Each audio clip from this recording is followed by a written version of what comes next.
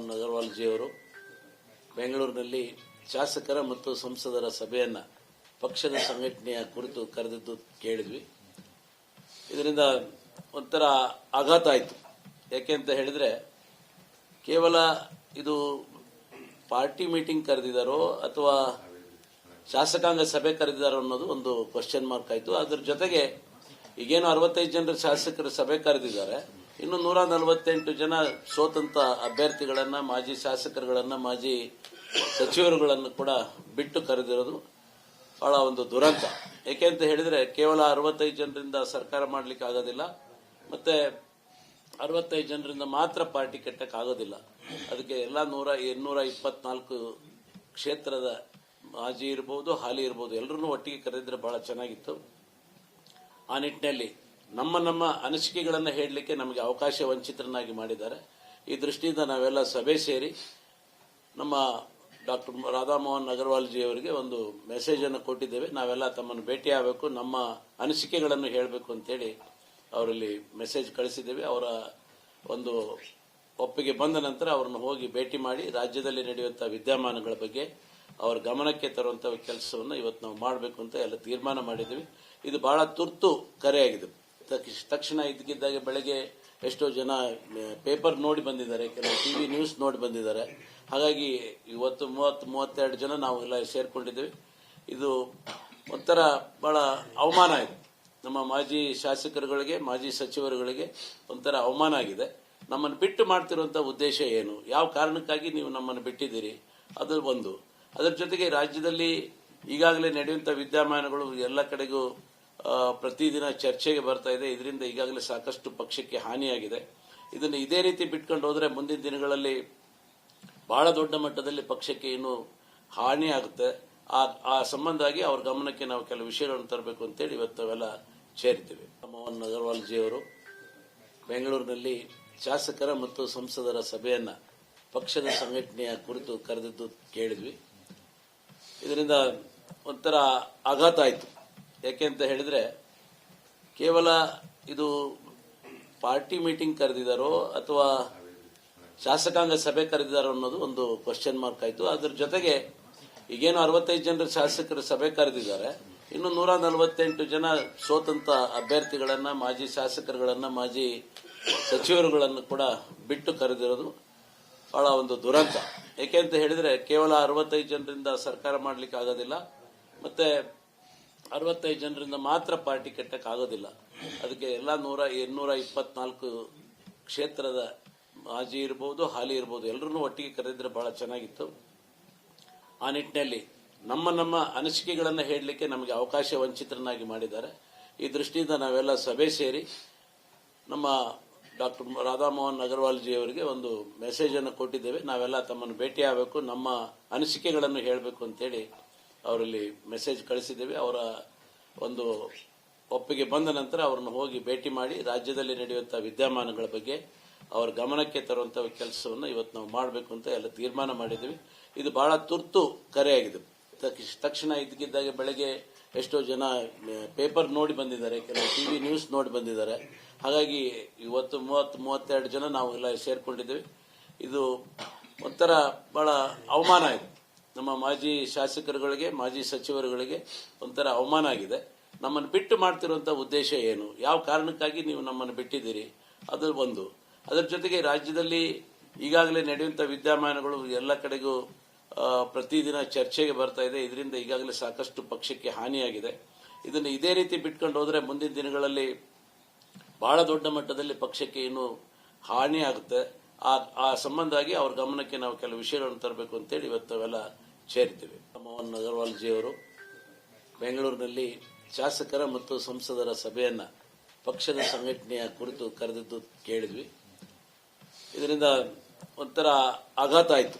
ಯಾಕೆಂತ ಹೇಳಿದ್ರೆ ಕೇವಲ ಇದು ಪಾರ್ಟಿ ಮೀಟಿಂಗ್ ಕರೆದಿದ್ದಾರೋ ಅಥವಾ ಶಾಸಕಾಂಗ ಸಭೆ ಕರೆದಿದ್ದಾರೋ ಅನ್ನೋದು ಒಂದು ಕ್ವಶನ್ ಮಾರ್ಕ್ ಆಯಿತು. ಅದರ ಜೊತೆಗೆ ಈಗೇನು 65 ಜನರ ಶಾಸಕರ ಸಭೆ ಕರೆದಿದ್ದಾರೆ, ಇನ್ನು 148 ಜನ ಸೋತಂತ ಅಭ್ಯರ್ಥಿಗಳನ್ನ, ಮಾಜಿ ಶಾಸಕರುಗಳನ್ನ, ಮಾಜಿ ಸಚಿವರುಗಳನ್ನು ಕೂಡ ಬಿಟ್ಟು ಕರೆದಿರೋದು ಬಹಳ ಒಂದು ದುರಂತ. ಏಕೆಂತ ಹೇಳಿದ್ರೆ ಕೇವಲ 65 ಜನರಿಂದ ಸರ್ಕಾರ ಮಾಡಲಿಕ್ಕೆ ಆಗೋದಿಲ್ಲ, ಮತ್ತೆ 65 ಜನರಿಂದ ಮಾತ್ರ ಪಾರ್ಟಿ ಕಟ್ಟಕ್ಕಾಗೋದಿಲ್ಲ. ಅದಕ್ಕೆ ಎಲ್ಲ 224 ಕ್ಷೇತ್ರದ ಮಾಜಿ ಇರ್ಬೋದು, ಹಾಲಿ ಇರ್ಬೋದು, ಎಲ್ಲರನ್ನೂ ಒಟ್ಟಿಗೆ ಕರೆದಿದ್ರೆ ಬಹಳ ಚೆನ್ನಾಗಿತ್ತು. ಆ ನಿಟ್ಟಿನಲ್ಲಿ ನಮ್ಮ ಅನಿಸಿಕೆಗಳನ್ನು ಹೇಳಲಿಕ್ಕೆ ನಮಗೆ ಅವಕಾಶ ವಂಚಿತರನ್ನಾಗಿ ಮಾಡಿದ್ದಾರೆ. ಈ ದೃಷ್ಟಿಯಿಂದ ನಾವೆಲ್ಲ ಸಭೆ ಸೇರಿ ನಮ್ಮ ಡಾಕ್ಟರ್ ರಾಧಾಮೋಹನ್ ಅಗರ್ವಾಲ್ ಜಿ ಅವರಿಗೆ ಒಂದು ಮೆಸೇಜ್ ಅನ್ನು ಕೊಟ್ಟಿದ್ದೇವೆ. ನಾವೆಲ್ಲ ತಮ್ಮನ್ನು ಭೇಟಿ ಆಗಬೇಕು, ನಮ್ಮ ಅನಿಸಿಕೆಗಳನ್ನು ಹೇಳಬೇಕು ಅಂತೇಳಿ ಅವರಲ್ಲಿ ಮೆಸೇಜ್ ಕಳಿಸಿದ್ದೇವೆ. ಅವರ ಒಂದು ಒಪ್ಪಿಗೆ ಬಂದ ನಂತರ ಅವರನ್ನು ಹೋಗಿ ಭೇಟಿ ಮಾಡಿ ರಾಜ್ಯದಲ್ಲಿ ನಡೆಯುವಂತಹ ವಿದ್ಯಮಾನಗಳ ಬಗ್ಗೆ ಅವರ ಗಮನಕ್ಕೆ ತರುವಂತಹ ಕೆಲಸವನ್ನು ಇವತ್ತು ನಾವು ಮಾಡಬೇಕು ಅಂತ ಎಲ್ಲ ತೀರ್ಮಾನ ಮಾಡಿದ್ದೀವಿ. ಇದು ಬಹಳ ತುರ್ತು ಕರೆಯಾಗಿದೆ. ತಕ್ಷಣ ಇದ್ದಕ್ಕಿದ್ದಾಗೆ ಬೆಳಗ್ಗೆ ಎಷ್ಟೋ ಜನ ಪೇಪರ್ ನೋಡಿ ಬಂದಿದ್ದಾರೆ, ಕೆಲವು ಟಿವಿ ನ್ಯೂಸ್ ನೋಡಿ ಬಂದಿದ್ದಾರೆ. ಹಾಗಾಗಿ ಇವತ್ತು 30-32 ಜನ ನಾವು ಎಲ್ಲ ಸೇರ್ಕೊಂಡಿದ್ದೇವೆ. ಇದು ಒಂಥರ ಬಹಳ ಅವಮಾನ ಇದೆ. ನಮ್ಮ ಮಾಜಿ ಶಾಸಕರುಗಳಿಗೆ, ಮಾಜಿ ಸಚಿವರುಗಳಿಗೆ ಒಂಥರ ಅವಮಾನ ಆಗಿದೆ. ನಮ್ಮನ್ನು ಬಿಟ್ಟು ಮಾಡ್ತಿರುವಂತಹ ಉದ್ದೇಶ ಏನು, ಯಾವ ಕಾರಣಕ್ಕಾಗಿ ನೀವು ನಮ್ಮನ್ನು ಬಿಟ್ಟಿದ್ದೀರಿ, ಅದು ಒಂದು. ಅದರ ಜೊತೆಗೆ ರಾಜ್ಯದಲ್ಲಿ ಈಗಾಗಲೇ ನಡೆಯುವಂತಹ ವಿದ್ಯಮಾನಗಳು ಎಲ್ಲ ಕಡೆಗೂ ಪ್ರತಿದಿನ ಚರ್ಚೆಗೆ ಬರ್ತಾ ಇದೆ. ಇದರಿಂದ ಈಗಾಗಲೇ ಸಾಕಷ್ಟು ಪಕ್ಷಕ್ಕೆ ಹಾನಿಯಾಗಿದೆ. ಇದನ್ನು ಇದೇ ರೀತಿ ಬಿಟ್ಕೊಂಡು ಹೋದ್ರೆ ಮುಂದಿನ ದಿನಗಳಲ್ಲಿ ಬಹಳ ದೊಡ್ಡ ಮಟ್ಟದಲ್ಲಿ ಪಕ್ಷಕ್ಕೆ ಇನ್ನೂ ಹಾನಿ ಆಗುತ್ತೆ. ಆ ಸಂಬಂಧವಾಗಿ ಅವ್ರ ಗಮನಕ್ಕೆ ನಾವು ಕೆಲವು ವಿಷಯಗಳನ್ನು ತರಬೇಕು ಅಂತೇಳಿ ಇವತ್ತು ಅವೆಲ್ಲ ಸೇರಿದ್ದೇವೆ. ಮೋಹನ್ ಅಗರ್ವಾಲ್ ಜಿ ಅವರು ಬೆಂಗಳೂರಿನಲ್ಲಿ ಶಾಸಕರ ಮತ್ತು ಸಂಸದರ ಸಭೆಯನ್ನ ಪಕ್ಷದ ಸಂಘಟನೆಯ ಕುರಿತು ಕರೆದಿದ್ದು ಕೇಳಿದ್ವಿ. ಇದರಿಂದ ಒಂಥರ ಆಘಾತ ಆಯಿತು. ಯಾಕೆ ಅಂತ ಹೇಳಿದ್ರೆ, ಕೇವಲ ಇದು ಪಾರ್ಟಿ ಮೀಟಿಂಗ್ ಕರೆದಿದ್ದಾರೋ ಅಥವಾ ಶಾಸಕಾಂಗ ಸಭೆ ಕರೆದಿದ್ದಾರೋ ಅನ್ನೋದು ಒಂದು ಕ್ವಶನ್ ಮಾರ್ಕ್ ಆಯಿತು. ಅದ್ರ ಜೊತೆಗೆ ಈಗೇನು 65 ಜನರ ಶಾಸಕರ ಸಭೆ ಕರೆದಿದ್ದಾರೆ, ಇನ್ನು 148 ಜನ ಸ್ವತಂತ್ರ ಅಭ್ಯರ್ಥಿಗಳನ್ನ, ಮಾಜಿ ಶಾಸಕರುಗಳನ್ನ, ಮಾಜಿ ಸಚಿವರುಗಳನ್ನು ಕೂಡ ಬಿಟ್ಟು ಕರೆದಿರೋದು ಬಹಳ ಒಂದು ದುರಂತ. ಏಕೆ ಅಂತ ಹೇಳಿದ್ರೆ, ಕೇವಲ 65 ಜನರಿಂದ ಸರ್ಕಾರ ಮಾಡ್ಲಿಕ್ಕೆ ಆಗೋದಿಲ್ಲ, ಮತ್ತೆ 65 ಜನರಿಂದ ಮಾತ್ರ ಪಾರ್ಟಿ ಕಟ್ಟಕ್ಕಾಗೋದಿಲ್ಲ. ಅದಕ್ಕೆ ಎಲ್ಲ 224 ಕ್ಷೇತ್ರದ ಮಾಜಿ ಇರ್ಬೋದು, ಹಾಲಿ ಇರ್ಬೋದು, ಎಲ್ಲರನ್ನೂ ಒಟ್ಟಿಗೆ ಕರೆದಿದ್ರೆ ಬಹಳ ಚೆನ್ನಾಗಿತ್ತು. ಆ ನಿಟ್ಟಿನಲ್ಲಿ ನಮ್ಮ ಅನಿಸಿಕೆಗಳನ್ನು ಹೇಳಲಿಕ್ಕೆ ನಮಗೆ ಅವಕಾಶ ವಂಚಿತರನ್ನಾಗಿ ಮಾಡಿದ್ದಾರೆ. ಈ ದೃಷ್ಟಿಯಿಂದ ನಾವೆಲ್ಲ ಸಭೆ ಸೇರಿ ನಮ್ಮ ಡಾಕ್ಟರ್ ರಾಧಾಮೋಹನ್ ಅಗರ್ವಾಲ್ ಜಿ ಅವರಿಗೆ ಒಂದು ಮೆಸೇಜ್ ಅನ್ನು ಕೊಟ್ಟಿದ್ದೇವೆ. ನಾವೆಲ್ಲ ತಮ್ಮನ್ನು ಭೇಟಿ ಆಗಬೇಕು, ನಮ್ಮ ಅನಿಸಿಕೆಗಳನ್ನು ಹೇಳಬೇಕು ಅಂತೇಳಿ ಅವರಲ್ಲಿ ಮೆಸೇಜ್ ಕಳಿಸಿದ್ದೇವೆ. ಅವರ ಒಂದು ಒಪ್ಪಿಗೆ ಬಂದ ನಂತರ ಅವರನ್ನು ಹೋಗಿ ಭೇಟಿ ಮಾಡಿ ರಾಜ್ಯದಲ್ಲಿ ನಡೆಯುವಂತಹ ವಿದ್ಯಮಾನಗಳ ಬಗ್ಗೆ ಅವರ ಗಮನಕ್ಕೆ ತರುವಂತಹ ಕೆಲಸವನ್ನು ಇವತ್ತು ನಾವು ಮಾಡಬೇಕು ಅಂತ ಎಲ್ಲ ತೀರ್ಮಾನ ಮಾಡಿದ್ದೀವಿ. ಇದು ಬಹಳ ತುರ್ತು ಕರೆಯಾಗಿದೆ. ತಕ್ಷಣ ಇದ್ದಕ್ಕಿದ್ದಾಗೆ ಬೆಳಗ್ಗೆ ಎಷ್ಟೋ ಜನ ಪೇಪರ್ ನೋಡಿ ಬಂದಿದ್ದಾರೆ, ಕೆಲವು ಟಿವಿ ನ್ಯೂಸ್ ನೋಡಿ ಬಂದಿದ್ದಾರೆ.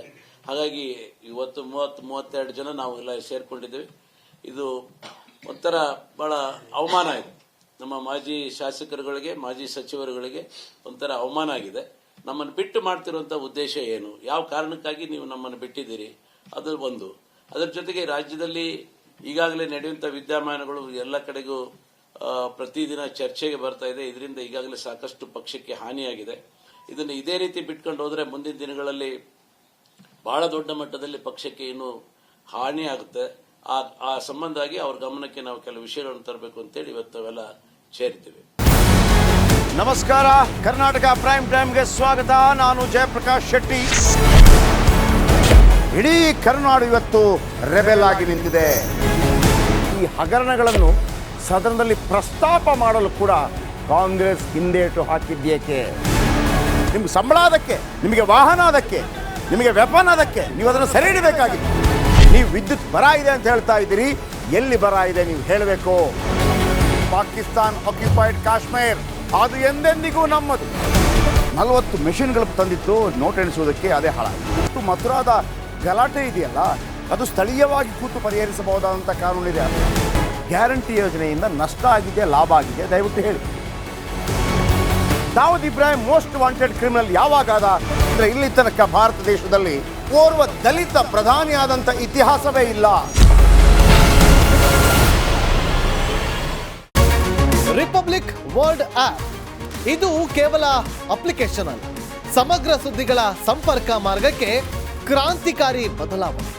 ರಿಪಬ್ಲಿಕ್ ವರ್ಲ್ಡ್ ಆಪ್ ಕೇವಲ ಸುದ್ದಿ ಅಪ್ಲಿಕೇಶನ್ ಅನ್ನ ಪರಿಚಯ ಮಾಡ್ತಾ ಇಲ್ಲ, ಬದಲಾಗಿ ಡಿಜಿಟಲ್ ಸುದ್ದಿ ಬಳಕೆಯ ಹೊಸ ಯುಗಕ್ಕೆ ನಾಂದಿ ಹಾಡ್ತಾ ಇದೆ.